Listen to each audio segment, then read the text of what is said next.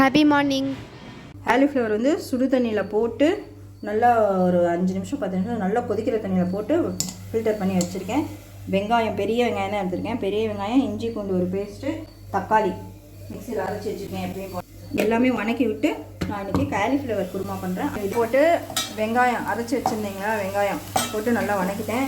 இஞ்சி பூண்டு இதையும் போட்டு வணக்கிட்டு அதிலே தக்காளி அப்படியே பட்டை, கிராம்பு, சோம்பு, கசகசா. இதில் முக்கியமானது வந்து கசகசா தான். அதுக்கப்புறம் கடல் பாசி.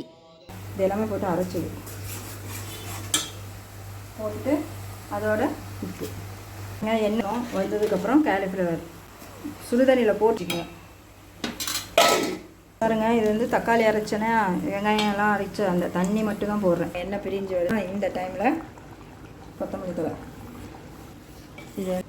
இந்த வீடியோ பிடிச்சிருந்தா லைக் பண்ணுங்கள், ஷேர் பண்ணுங்கள், மறக்காமல் சப்ஸ்கிரைப் பண்ணுங்கள். பாய்.